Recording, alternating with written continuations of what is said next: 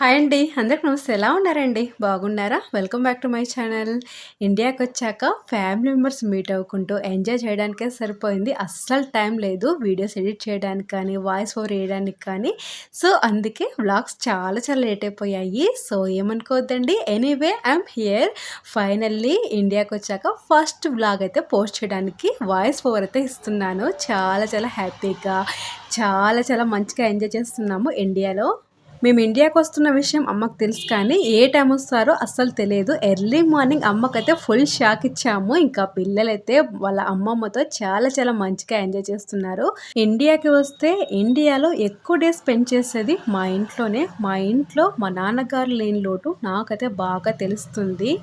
ఇండియాకి వస్తే కంపల్సరిగా అమ్మతో రోటీ ప్రిపేర్ చేయించుకొనే తింటాము. ఇంకా అమ్మకైతే అస్సలు చెప్పనవసరం లేదు. మా అమ్మ వీక్లీ ట్వైస్ ఆర్ థ్రైస్ కంపల్సరిగా రోటీ ప్రిపేర్ చేస్తారు. మాకు రోటీ అంటే చాలా చాలా ఇష్టము. మా అమ్మ మా కోసము స్పెషల్గా 2 కర్రీస్ ప్రిపేర్ చేసి రోటీ ప్రిపేర్ చేస్తారు. ఇండియాకి వస్తే అమ్మతో ఎన్నిసార్లు హెయిర్కి ఆయిల్ అప్లై చేయించుకొని కోమ్ చేయించుకుంటానో. నాకంటే మా అమ్మకు నా హెయిర్ పైన ఎక్కువగా కాన్సన్ట్రేషన్.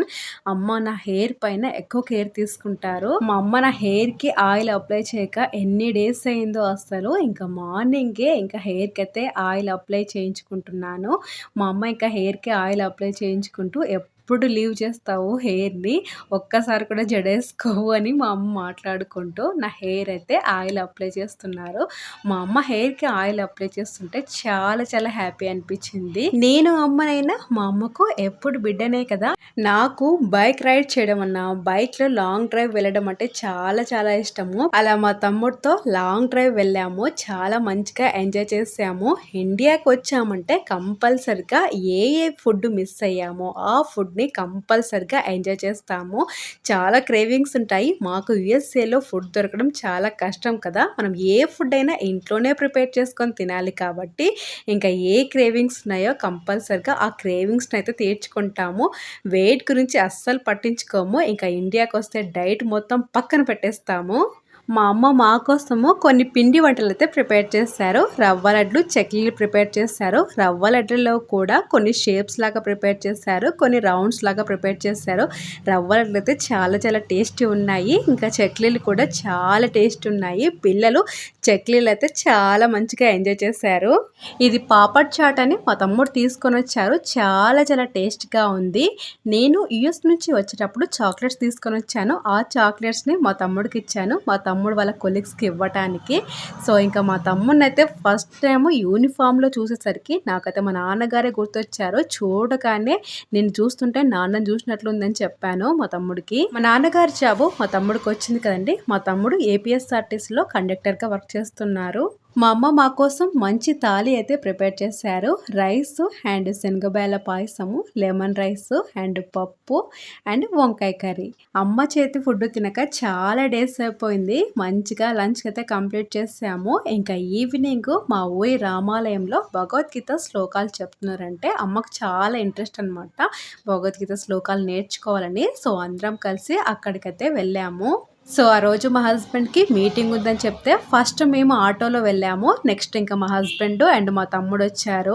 ఫైనల్లీ టెంపుల్కి వెళ్ళాము. టెంపుల్లో భగవద్గీత శ్లోకాలు వింటున్నాను. ఫస్ట్ టైం కదండి పిల్లలు భగవద్గీత శ్లోకాలు వినడము, అలా ప్రసంగం వినుకుంటూ ఉండాలంటే పిల్లలకి అస్సలు తెలియదు కదా. సో ఇంకా పిల్లల్ని ఇద్దరిని మేనేజ్ చేసుకుంటూ వింటున్నాను. అలా చూసేసరికి నాకైతే 6th నుంచి 10th వరకు బోధించిన మా గురువు గారు కనిపించారు. చూడగానే నాకు ఫుల్ ఎక్సైట్మెంట్ అనిపించింది. ఎప్పుడెప్పుడు మీట్ అవుతానా, ఎప్పుడెప్పుడు ఈ ప్రసంగం కంప్లీట్ అవుతుందా అని వెయిట్ చేస్తున్నాను. ఫైనల్లీ ఆ టైం అయితే వచ్చేసింది. మా సార్ దగ్గరికి వెళ్ళి నా పేరు చెప్పి మా సార్తో మాట్లాడుతున్నాను. ఇంకా నాకైతే ఫుల్ ఏడుపు వస్తుంది. అస్సలు మాటలే రావట్లేదు. నాకు 6th నుంచి 10th వరకు బోధించిన మా గురువు గారు సుంకయ్య సార్ గారండి. కోడుమూరు డిస్టిక్లో మా సార్ చాలా ఫేమస్ అండి. మా సార్కి 90 years అంట. చాలా చాలా హ్యాపీ అనిపించింది మా సార్ని మీట్ అవ్వగానే. నాకు చిన్నప్పుడు బోధించిన మా గురువు గారిని మా హస్బెండ్కి అండ్ మా పిల్లలకి చూపించేసరికి నాకు చాలా చాలా హ్యాపీ అనిపించింది. మా సార్తో మాట్లాడడం కంప్లీట్ అయిపోయిన తర్వాత కూడా నాకు స్టిల్ ఇంకా ఏడుపు వస్తూనే ఉంది. అలా మా సార్ బ్లెస్సింగ్స్ తీసుకున్నాను. మా సార్ వచ్చేసి మా ఇంట్లో అందరికీ తెలుసనమాట. ఇంకా మా తమ్ముడు కూడా వెళ్ళి మాట్లాడారు. అంతేనండి. ఈ క్యూట్ అండ్ స్వీట్ వ్లాగ్ ఇంతటితో ఎండ్ చేస్తున్నాను. మీకు కనుక నా వీడియోస్ నచ్చుతున్నట్టయితే ప్లీజ్ డూ ఒక లైక్ చేయండి అండ్ సబ్స్క్రైబ్ చేసుకోవడం మాత్రం మర్చిపోద్దండి.